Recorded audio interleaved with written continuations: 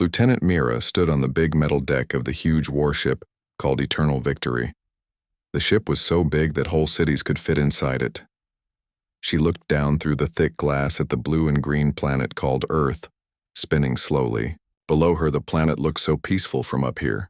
But Mira knew that billions of humans lived on its surface. The Galactic Council had sent her military unit to watch this world. The council was made up of many different alien races who ruled the galaxy. They all agreed that humans were too dangerous to be allowed to travel to other planets, so they kept Earth trapped like a bird in a cage. Mira and her fellow soldiers had to make sure no human ships ever left their solar system for 3 long months. Mira had been doing this boring job. She watched human satellites and space stations through her advanced equipment.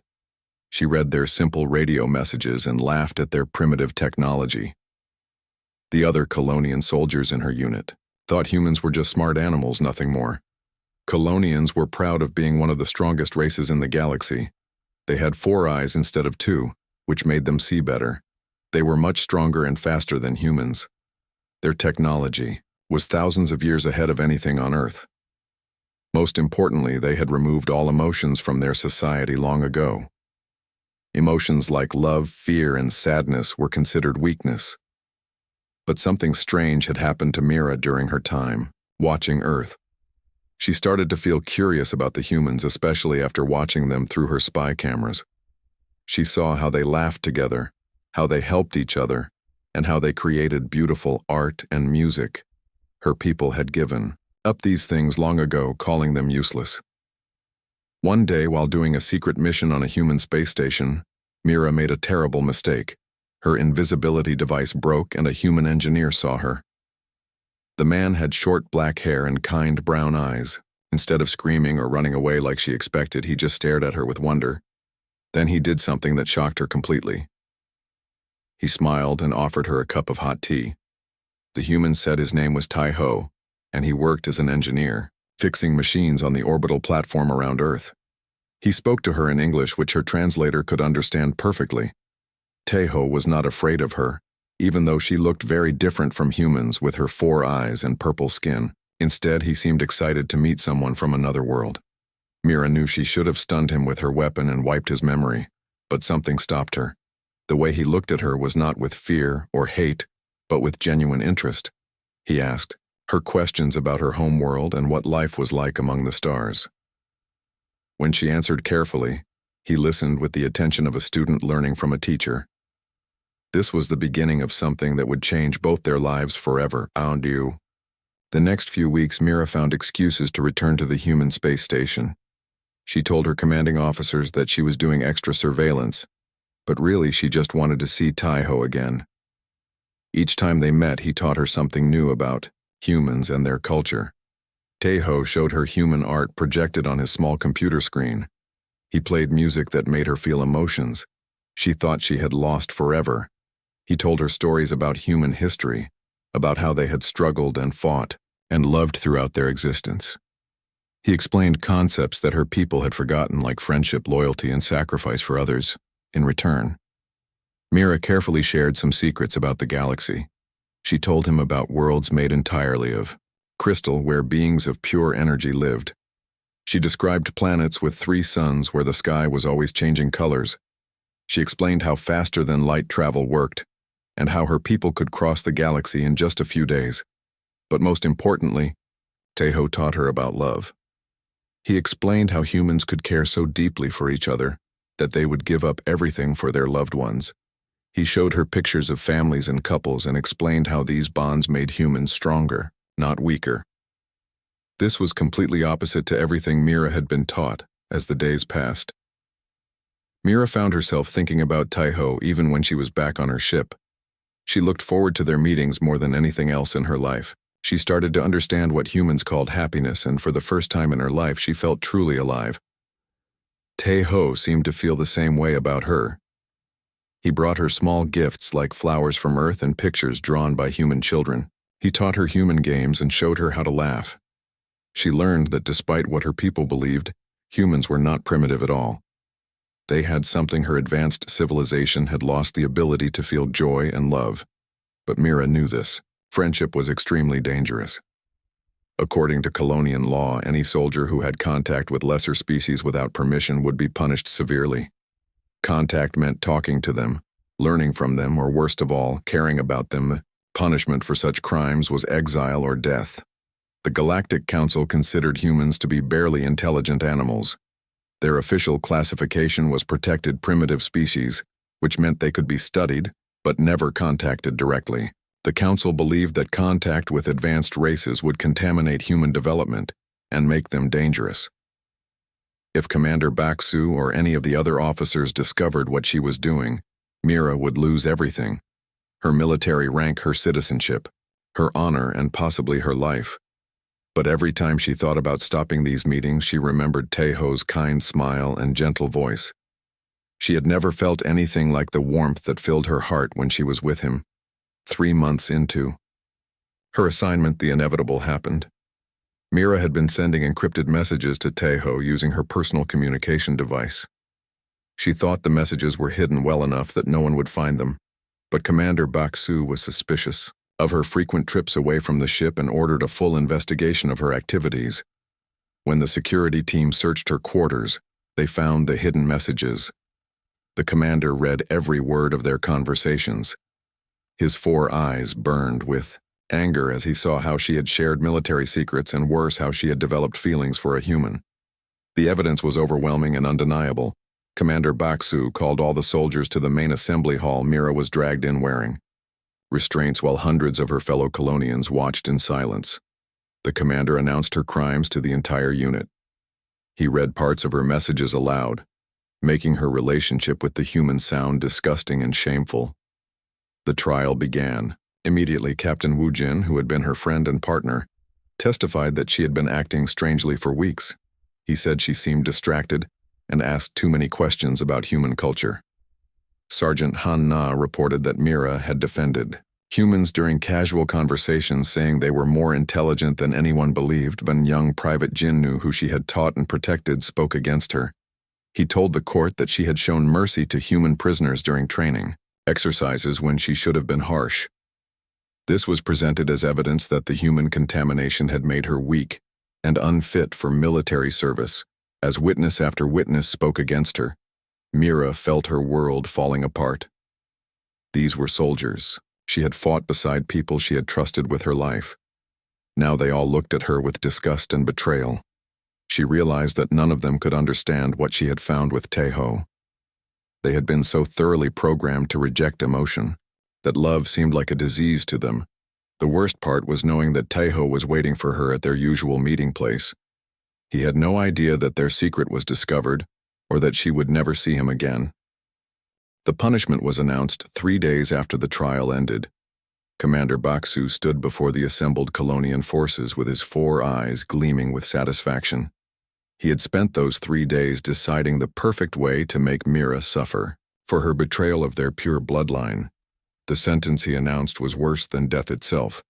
Mira would be stripped of everything that made her a Colonian. Her military rank would be removed, and her name would be erased from all records. Her citizenship would be cancelled, making her a person without a homeworld or people. But the cruelest part of the punishment was yet to come. She would be exiled to the very world that had corrupted her mind. Earth, the assembled soldiers gasped at the severity of this sentence. Exile to a primitive world was considered the ultimate shame. A Colonian forced to live among lesser beings would suffer every day knowing what they had lost. Captain Wu Jin nodded approvingly, while Sergeant Han Na smiled coldly. They believed this punishment would serve as a warning to any other soldier who might be tempted by alien contact. But Commander Baksu was not finished with his announcement. He revealed the second part of Mira's punishment that made her blood run cold. The Galactic Council had decided that Earth was no longer worth monitoring.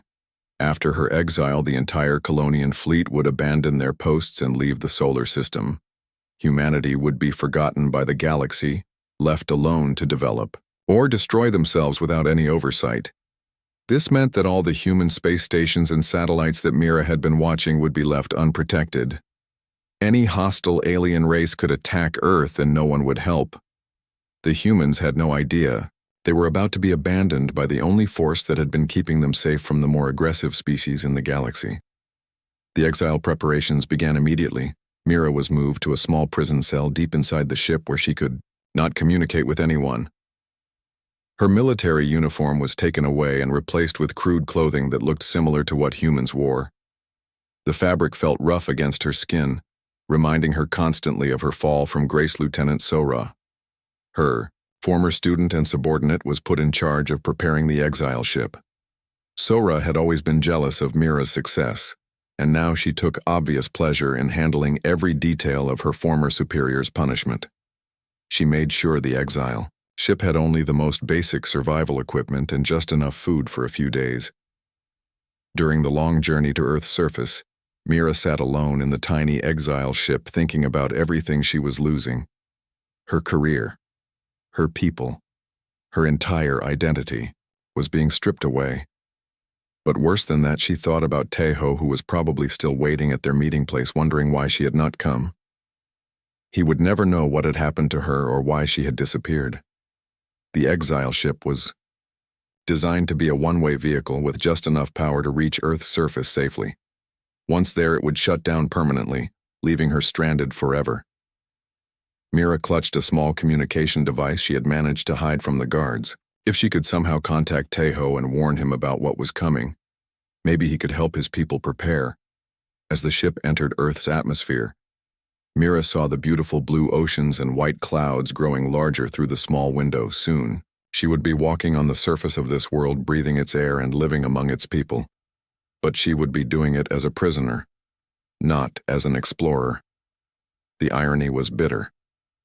She had learned to love humans, and now she would spend the rest of her life among them as punishment. The landing was rough and violent. The exile ship crashed into a mountainous region of the continent called Asia, where snow covered the peaks and forests stretched as far as the eye could see. Mira was thrown around inside the cabin as the ship scraped and bounced across the rocky ground before finally coming to a stop. When the ship's door opened, Lieutenant Sora stepped out wearing full protective gear. Her 4 eyes showed no mercy as she looked at the woman who had once been her commanding officer. Sora held the small communication device that Mira had tried to hide and smiled as she crushed it slowly in her powerful hands. Without that device, Mira would have no way to contact Tejo or warn him about the fleet's departure. She would be truly alone on this world with no connection to the life she had lost. Sora seemed to enjoy watching Mira's hope die as the broken pieces of the communicator fell to the ground. The final insult came when Sora activated the ship's self-destruct sequence. The small vessel that had brought Mira to Earth burst into flames behind her, destroying any chance of escape or rescue. The smoke and fire could be seen for miles, announcing to any humans in the area that something had fallen from the sky. Lieutenant Sora and her escort team activated their personal transport devices and vanished in flashes of light. They returned to the main fleet, which immediately began preparations to leave the solar system. Within hours, Earth would be truly alone in the galaxy, with no one watching over it and no one protecting it from hostile forces. Mira collapsed in the snow as the reality of her situation hit her. She was stranded on an alien world with no way to contact her people or return home. Her advanced technology would run out of power within days, leaving her as helpless as any primitive human. She had food for perhaps a week, and after that, she would have to learn to survive like the natives. The cold mountain air bit through her thin clothing, and her breath formed clouds in the freezing temperature. She had never experienced such harsh conditions on her climate-controlled ship. Now she would have to endure weather and hunger and all the physical hardships that her advanced civilization had eliminated centuries ago. For 3 days, Mira wandered through the mountains trying to find some sign of human civilization. Her food ran out on the 2nd day, and she grew weaker with each passing hour. The universal translator device that allowed her to understand human languages was losing power and would soon stop working completely. On the 3rd day, as she stumbled down a rocky slope, her legs gave out, and she collapsed in the snow. Mira was too weak to continue and beginning to accept that she would die alone on this mountain. But then she heard a familiar voice calling her name in concerned tones that made her heart leap with hope. Tejo had found her, somehow tracking her to this remote location far from their usual meeting place. His kind brown eyes were filled with worry as he knelt beside her in the snow, checking for injuries with gentle hands. He had brought warm clothes and food and a small shelter that would protect them from the wind. Through her failing translator, Mira told him everything that had happened: the trial and exile, the abandonment of Earth by the Galactic forces, and the hopeless situation they now faced. She wept as she explained that she could never return to her people, and that the humans were now completely alone in a dangerous galaxy. But Taeho did something that amazed her. Instead of becoming angry or afraid, he simply held her close and whispered that love was worth any sacrifice. He said that if the price of loving her was being cut off from the stars, then he would pay that price gladly. He helped her to a warm shelter and nursed her back to health with the same gentle care he had always shown. As Mira recovered, she realized that she had learned something important about humans. They did not abandon those they loved even when the situation seemed hopeless. Taeho could have walked away and returned to his normal life, but instead, he chose to stay with her and face whatever came next together. 6 months passed as Mira learned to live as a human being on Earth. The experience was unlike anything she had ever imagined. Taeho brought her to Seoul, the huge city where he had grown up, and introduced her to his family and friends as a foreign engineer who had come to work on the space platform projects. The humans welcomed her with a warmth that shocked her completely. Taeho's mother cooked special meals for her and taught her how to use chopsticks properly. His father shared stories about Korean history and culture, while his younger sister helped her learn the local language better. Even the neighbors brought gifts and offered help when they learned she was new to the country. This kindness was completely different from what Mira had expected based on her military training. She had been taught that primitive species were violent and selfish creatures who fought constantly among themselves. But everywhere she looked, she saw humans helping each other, sharing resources, and showing concern for strangers. During these months, Mira began to notice something very strange about Taeho that she had not seen before. His engineering work was far more advanced than it should have been for someone from such a primitive world. When she casually mentioned theories about faster-than-light travel, he immediately understood concepts that took Colonian students years to master. One evening, while they were working together on improving the space platform designs, Taeho sketched out modifications that would have impressed the best scientists in her former civilization. His ideas were not just good, they were revolutionary improvements that could change how space travel worked. The most amazing part was that he seemed to think of these ideas naturally without any formal training.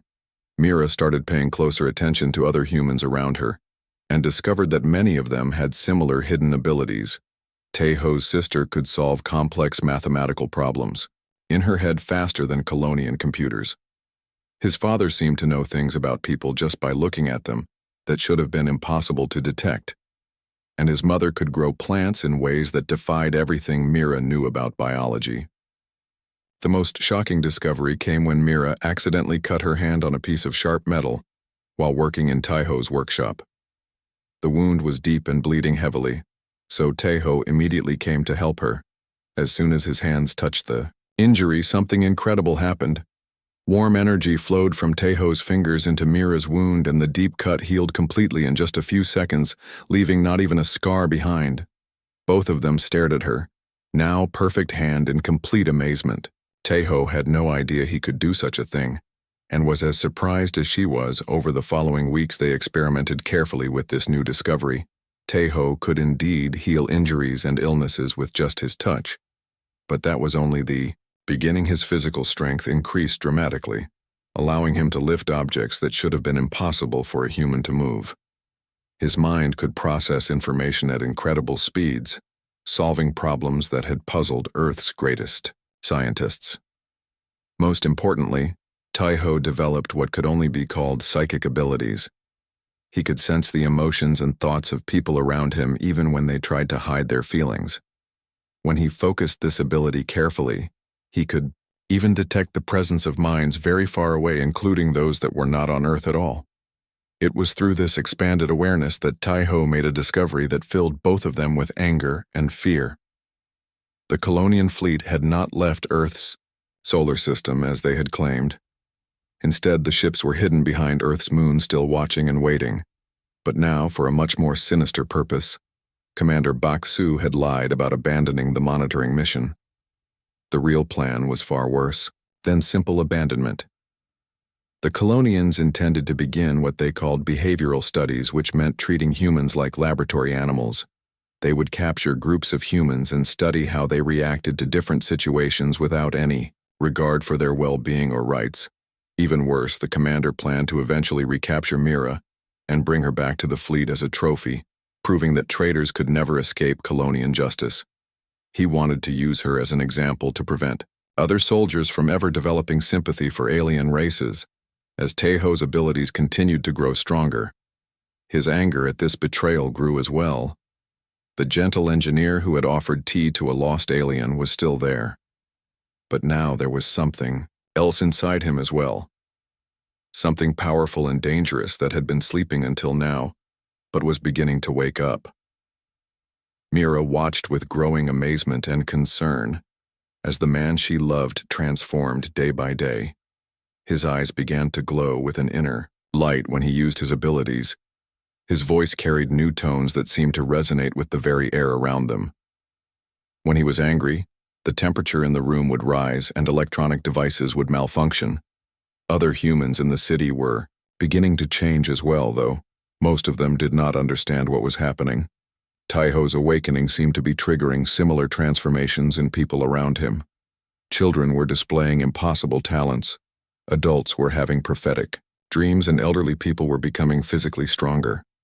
The most frightening part was that Teho could sense the minds of the Colonian soldiers hiding beyond the moon, and what he found there made him furious.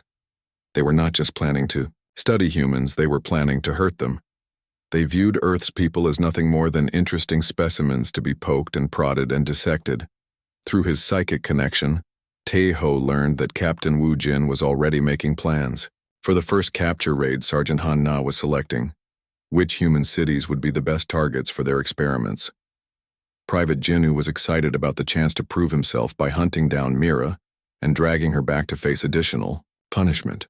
But what made Teho most angry was discovering that these aliens had been watching human families for months, learning about their lives and relationships, not out of scientific curiosity, but to find the best ways to cause them pain.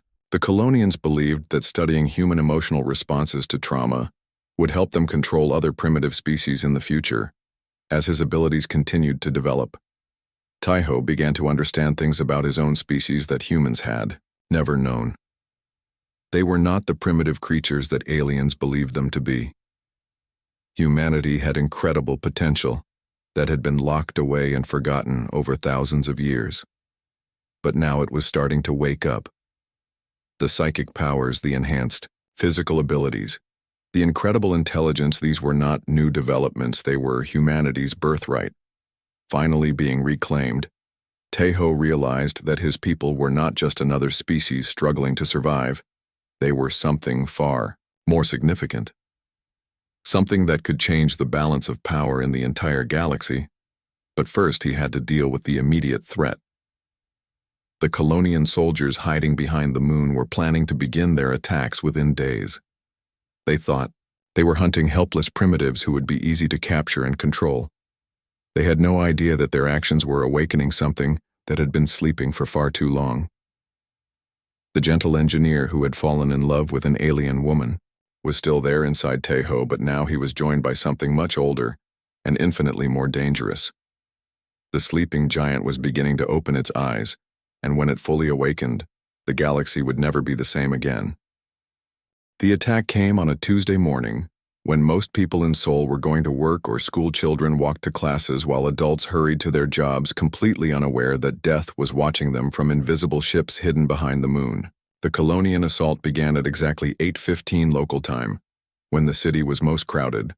Without any warning, Colonian soldiers materialized in the streets using personal cloaking devices that made them invisible until they chose to attack. Their first targets were the crowded subway stations where hundreds of humans gathered every few minutes. The aliens used energy weapons that sent paralyzing shocks through their victims, leaving them conscious but unable to move. Captain Wu Jin led the main assault team as they moved through downtown Seoul. His orders were simple: capture as many healthy adult humans as possible while avoiding unnecessary deaths. The humans were more valuable alive for the behavioral studies that Commander Baksu had planned. Dead specimens could not react to psychological experiments. The Colonian soldiers moved with military precision, herding terrified civilians into containment fields that trapped them like insects in glass boxes.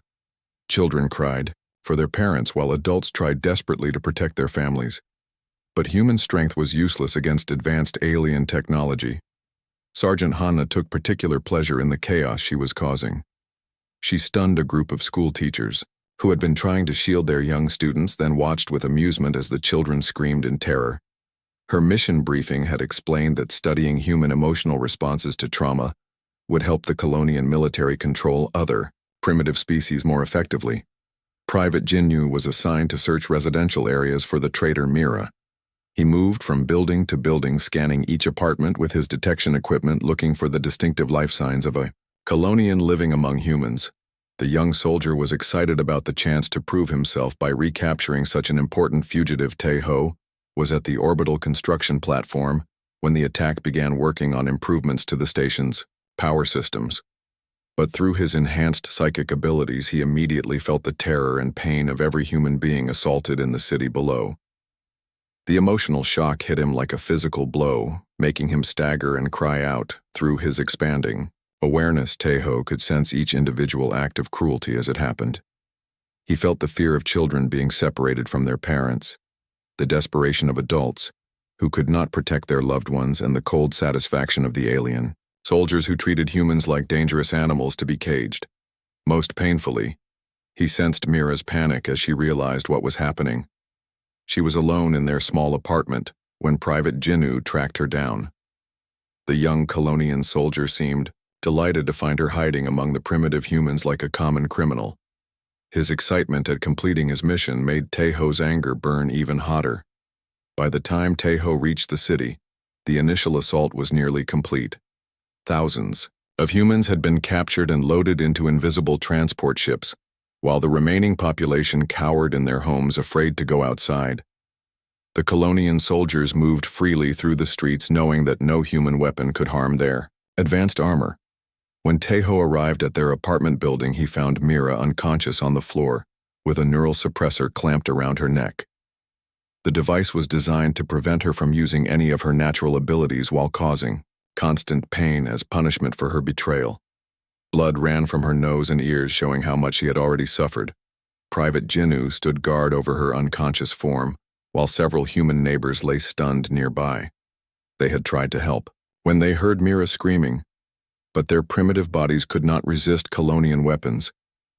The young soldier's mind buzzed with pride at successfully completing his first important mission. Something fundamental changed inside Tae-ho as he looked at the scene. The gentle engineer who had offered tea to a frightened alien visitor disappeared, completely replaced by something primal and terrifying that humanity had forgotten. It possessed. His enhanced abilities suddenly exploded outward with a force that made the air itself crackle with energy. Private Jinyu had just enough time to raise his weapon before Tae-ho's fist shattered it into pieces. The Colonian soldier was trained to fight against other military forces, but nothing had prepared him for facing a human whose strength now exceeded anything in the galaxy. Jinyu's advanced armor crumpled like paper under the impact. But Tae-ho did not stop with physical violence. His psychic abilities lashed out at the young soldier's mind, sending waves of paralyzing terror through neural pathways that had been modified to suppress emotion. Jinyu experienced every moment of fear and pain that humans had felt during the attack, amplified until his consciousness could not handle the overload within. Seconds, Private Jinyu collapsed unconscious. His mind overwhelmed by emotions his species had tried to breed out of themselves centuries ago. His body convulsed as suppressed feelings crashed through his psyche, causing permanent damage to his carefully modified brain structure. Tae-ho carefully removed the neural suppressor from Mira's neck, his hands glowing with healing energy that repaired the damage the device had caused. She awakened to find her gentle lover transformed into something she had never seen before. His eyes blazed with an inner fire that seemed to burn with the rage of an entire world.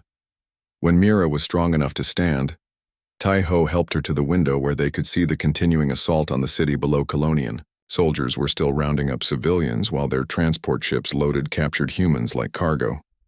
The aliens moved with casual arrogance, believing themselves completely superior to the primitive species they were hunting.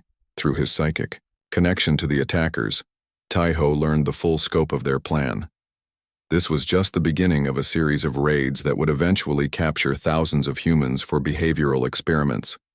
Commander Baksu intended to study how humans reacted to separation from their families, physical torture, and psychological manipulation. The research would continue for years, with new test subjects captured regularly to replace those who died during the experiments.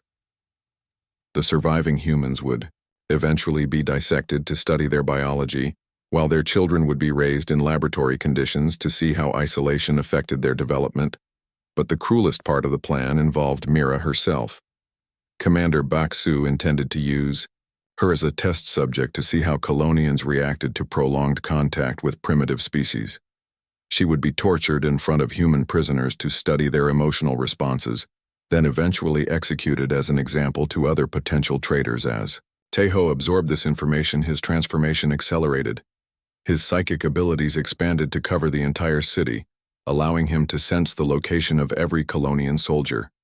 His physical strength increased until he could have torn through starship hulls with his bare hands. Most importantly, his empathic powers reversed, allowing him to project emotions into other minds, instead of just reading them. Mira watched with growing awe and terror as the man she loved became something unprecedented. In galactic history, the gentle engineer was still there, but now he was joined by something far older and infinitely more dangerous.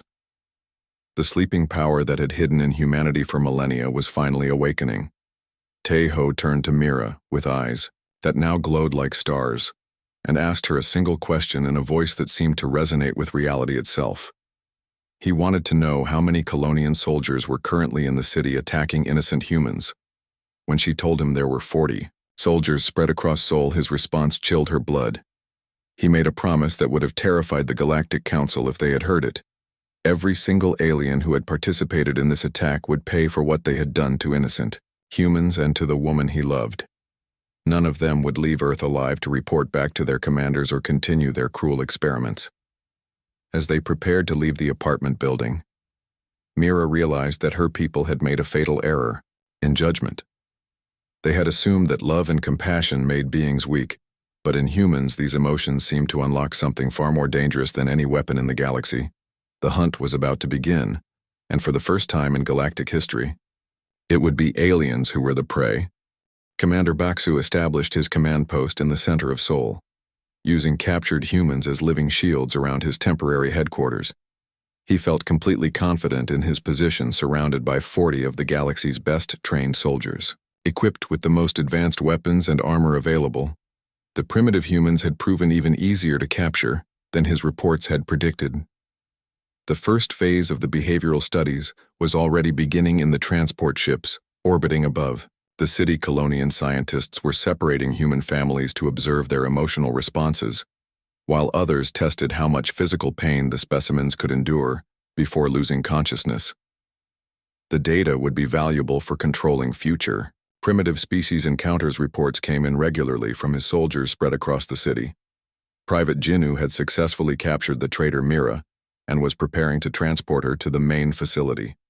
Sergeant Han Na was gathering interesting specimens from the hospitals and schools, while other teams collected adults from business districts and residential areas. Everything was proceeding exactly according to plan, until the reports suddenly stopped coming. Commander Baksu noticed that Private Jinnu had failed to check in at his scheduled time, but assumed the young soldier was simply being thorough in securing his important prisoner. When Sergeant Hanna also went silent, he began to feel the first stirrings of concern one by one. The soldiers under his command simply vanished from his tactical display. Their life signs disappeared from his monitoring equipment without any distress, calls, or sounds of combat. Whatever was happening to his forces moved like a ghost, striking without warning and leaving no evidence behind.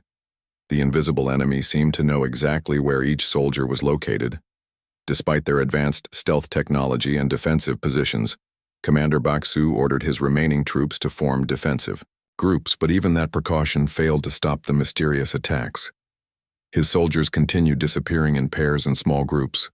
What the commander did not understand was that he was facing something completely unprecedented in galactic history. Tejo had become a human fully awakened to his species' true potential, driven by pure love and righteous fury.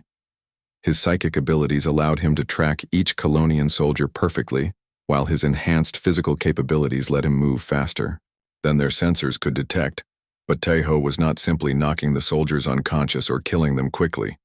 The gentle engineer who had once offered tea to a frightened alien had been replaced by something far more terrible. Each soldier, who had participated in terrorizing innocent civilians, would experience justice perfectly tailored to their individual crimes. Sergeant Han-Na was the first to face this new kind of justice. She had taken particular pleasure in beating an elderly, human shopkeeper who had tried to protect his grandchildren from her assault. The old man's terror and pain had amused her as she demonstrated Colonian superiority over primitive species when Tai-Ho found her in the hospital where she was selecting children for the behavioral experiments. His psychic abilities reached into her mind and showed her something that shattered her sanity. She experienced every moment of pain and fear that she had ever inflicted on others, but amplified 100-fold. Through her neural pathways, Sergeant Han-Na felt the terror of every child she had separated from their parents, the desperation of every adult she had tortured for information, and the hopelessness of every prisoner she had delivered to the research teams. Her own suppressed emotions, suddenly unleashed after centuries of careful conditioning, drove her consciousness into complete breakdown. Her heart stopped beating from the psychological shock long before Tejo finished showing her the consequences of her actions. The soldier who had conquered 12 worlds for the Colonian Empire died screaming as she finally understood what it meant to be on the receiving end of cruelty. Lieutenant Sora lasted slightly longer than her sergeant, but only because her military training helped her resist the psychic assault. She had been coordinating the capture of human families, specifically targeting those with young children, because the scientists wanted to study how parents reacted to threats against their offspring. When Tai-Ho cornered her in the ruins of a school she had destroyed during her raids, she tried to use her advanced weapons against him, but her energy bolts passed harmlessly through his transformed body, while his psychic abilities tore through her mental defenses like tissue paper. Sora was forced to experience the anguish of every parent whose child she had threatened, multiplied by her own capacity for emotion that had been locked away since childhood. The psychological trauma was so severe that her brain began shutting down vital functions to protect itself from the overwhelming flood of suppressed feelings. She died clutching her head and screaming as decades of carefully controlled military conditioning collapsed under the weight of emotions her species had tried to eliminate. Her last coherent thought was wonder that such powerful feelings could exist, and terror at what her people had given up in exchange for their supposed superiority. Captain Wu Jin proved more resilient than the others due to his extensive combat experience and stronger mental conditioning. He had survived battles against 15 different alien species and commanded troops in some of the bloodiest campaigns in Colonian history.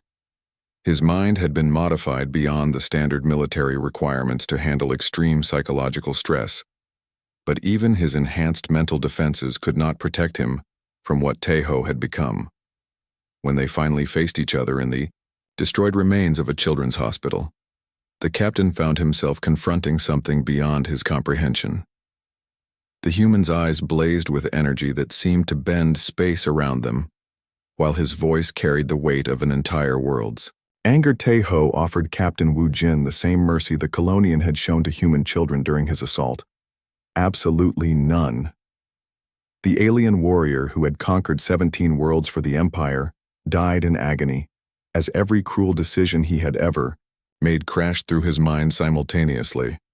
His consciousness fragmented under the assault of suppressed guilt and long-buried compassion that his conditioning had tried to destroy. By sunset only, Commander Baksu remained alive, barricaded inside his heavily fortified command post with the last few human prisoners serving as his shields. The commander had watched through his sensors as his entire force was systematically destroyed by a single human whose abilities defied everything the Galactic Council believed about primitive species. The tactical displays showed impossible readings, energy signatures that no biological being should be able to generate, and psychic emanations strong enough to disrupt electronics from kilometers away. Commander Baksu realized with growing horror that the Colonians had made a catastrophic error in their assessment of humanity. This was not a primitive species struggling to understand basic technology. This was something far more dangerous, a race with dormant abilities that made them potentially the most powerful beings in the galaxy. The commander understood now why the ancient galactic records contained warnings about species that looked weak, but possessed hidden strength. But his pride would not allow him to admit defeat to a primitive human. Even facing certain death, Commander Baksu activated his suit's emergency beacon and transmitted a final message to the fleet hidden behind Earth's moon. The message contained all the tactical data he had gathered about human capabilities along with a desperate recommendation. The commander ordered immediate orbital bombardment of the entire planet Earth, could not be allowed to develop further or spread beyond their solar system. The humans had to be destroyed completely before they could unlock more of their terrifying potential. If even one human ship escaped to the stars, the consequences for the established galactic order would be unthinkable. As Commander Baksu finished his transmission, he became aware of a presence in the sealed command room. Somehow impossibly, the human had penetrated his defenses and was standing calmly in the center of the fortified space. The air around Tejo crackled with energies that made reality itself seem to bend and flex. The commander raised his most powerful weapon, a plasma rifle capable of destroying armored vehicles with a single shot, but the energy beam passed harmlessly through the human's body, as if he were made of light instead of flesh. Tejo's transformation was now so complete that physical weapons could no longer affect him. Looking into the human's blazing eyes, Commander Baksu saw something that filled him with absolute terror. This was not just an individual seeking revenge for personal wrongs. This was the awakening of an entire species that had been underestimated and abused by the galaxy's supposedly superior races. Tejo spoke in a voice that seemed to come from everywhere, at once explaining that the commander's message to the fleet would never be received. The human's psychic abilities now extended far enough to intercept and block all communications leaving the solar system. The Colonian ships hiding behind the moon were as trapped as their soldiers had been. The commander's death was neither quick nor merciful. He experienced every moment of suffering that his people had inflicted on primitive species throughout their history of galactic conquest. The psychological assault lasted for hours as decades of suppressed emotions and buried guilt crashed through his modified consciousness. When Commander Baksu finally died, his last thought. Commander Baksu's final transmission never reached the Colonian fleet hidden behind Earth's moon, because Tejo's expanded psychic abilities had grown powerful enough to intercept and block all communications leaving the solar system. The desperate warning about human capabilities died in the electromagnetic void between worlds, leaving the remaining alien ships unaware of their commander's fate. But Tejo was not content to simply prevent the message from reaching its destination. His consciousness had expanded far beyond the limits of his physical body, allowing him to touch the minds of every human being on Earth simultaneously. What had begun as one man's awakening was about to become something that would reshape the entire galaxy. Standing in the ruins of Commander Baksu's command post, Tejo reached out with his enhanced abilities and connected with every human mind on the planet. The psychic wave that emanated from him carried the spark of awakening that would unlock the dormant potential sleeping in humanity's genetic code. Across the world, the transformation began immediately. In Beijing, Dr. Yujin was working late in her laboratory, when suddenly her mind exploded with understanding of advanced physics concepts that human science had not yet discovered. She found herself sketching designs for faster-than-light engines that made Colonian technology look primitive by comparison. In São Paulo, Maria was tending to her small garden when she discovered she could manipulate matter at the molecular level. Her plants began growing at impossible rates while their fruits became more nutritious and delicious than anything Earth had ever produced. She realized with wonder that she could reshape the very building blocks of reality with just her thoughts. In Cairo, Ahmed was teaching his children about history when he suddenly found himself able to communicate telepathically with every living being within 1,000 kilometers. The voices of millions of minds flooded his consciousness, but instead of driving him insane, the experience filled him with profound understanding of the connections between all life. The awakening spread like wildfire as each newly transformed human unconsciously triggered the same change in others. The psychic resonance grew stronger with every passing moment as millions of sleeping minds opened to their true potential. Within hours, the entire human population had undergone a transformation that should have taken millennia. On the Colonian ships hiding behind the moon, Captain Yoon Seo was the first to detect the impossible energy readings coming from Earth. The sensors showed psychic emanations so powerful they were overloading the detection equipment, while gravitational anomalies suggested that humans were somehow manipulating space-time itself. Lieutenant Min Ho reported that all communication attempts with the ground forces had failed completely. Their quantum entanglement communicators, which should have worked across galactic distances, were being blocked by some kind of interference field surrounding the entire solar system.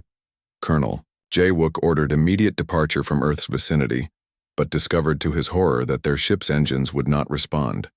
The same force that was blocking communications had somehow disabled their ability to enter hyperspace, leaving them trapped in the solar system with an increasingly dangerous enemy. Through the bridge viewports they watched in terrified fascination as Earth began to change. The planet's electromagnetic field fluctuated wildly, while aurora displays appeared at impossible latitudes. Strange lights danced in the upper atmosphere as humanity's collective awakening affected the very fabric of reality around their world. But the most frightening development came when Captain Yoon Seo detected massive objects materializing in Earth's orbital space. Human consciousness working together had begun creating physical constructs out of pure thought and energy. Crystalline structures larger than cities appeared around the planet, while geometric patterns that hurt to look at directly formed and dissolved in the void. Taeho's awareness had expanded to encompass the entire solar system, and he could sense the fear radiating from the remaining Colonian ships. The alien crews were beginning to understand that they had not been monitoring a primitive species, but rather poking at a sleeping dragon that was now fully awake. With casual effort that would have been impossible just hours earlier, Taeho reached out through the dimensional barriers that separated normal space from hyperspace. His enhanced abilities allowed him to grasp the hidden Colonian vessels as easily as picking up toys. The advanced starships that had terrorized countless worlds found themselves helpless against power that operated according to rules their science could not understand. One by one, the alien vessels imploded as Taeho's consciousness crushed them like soap bubbles. The proud warriors inside had just enough time to scream before their ships collapsed into singularities that winked out of existence. Their deaths were recorded by the quantum communicators they had been trying to use, creating a permanent record of humanity's awakening for any other species that might be listening. Captain Yoon Seo's ship was the last to be destroyed, and in her final moments she managed to send a brief message into the Galactic communication network. The transmission contained only a few words, but they would terrify the Galactic Council when they were eventually received. Earth had awakened and the galaxy would never be safe again. As the last Colonian vessel disappeared, Taeho turned his attention to more important matters. The transformation of humanity was accelerating beyond his ability to control it. Across the planet, people were discovering abilities that made them individually more powerful than entire alien civilizations. Children were manipulating time itself, making flowers bloom and wither in seconds, while elderly humans found themselves able to see across dimensional barriers into parallel realities. Young adults were spontaneously developing the ability to create matter from pure energy, while their parents learned to read the quantum information stored in the fabric of space-time. But, perhaps most importantly, humans were learning to work together in ways that amplified their individual abilities exponentially. When groups of awakened humans focused their consciousness on the same goal, they could reshape reality on a planetary scale. The collective human mind was becoming something that transcended the limitations of individual biology. Mira found Taeho standing on the roof of their apartment building, looking up at the stars with eyes that now glowed like miniature suns. The transformation had changed him so completely that she barely recognized the gentle engineer who had offered her tea just months earlier. But when he turned to her, His smile was still warm and loving, despite the cosmic forces flowing through his being. He explained that the awakening could not be stopped or reversed. Humanity had crossed a threshold that would make them the dominant species in the galaxy within a matter of years. The other races would have to choose between accepting humans as equals or facing the consequences of their previous arrogance and cruelty. The Galactic Council's empire, built on the subjugation of supposedly primitive species, was about to collapse as word spread that humans could destroy entire fleets. With thought alone, the established order that had kept countless worlds in chains would crumble, as other oppressed species learned that resistance was not only possible but inevitable. Tejo pulled Mira close as they watched the lights of the awakening human civilization spread across Earth's surface. Their love had done more than save them from persecution. It had awakened an entire world to its true destiny among the stars. The gentle engineer and the exiled alien soldier had become the catalyst for the greatest transformation in galactic history. In the distance, human voices called out in wonder and excitement as they discovered new abilities and explored the infinite possibilities that had opened before them. Earth's children were finally ready to claim their inheritance among the stars, and they would never again bow to those who mistook compassion for weakness. The age of humanity had begun, and the galaxy would never be the same.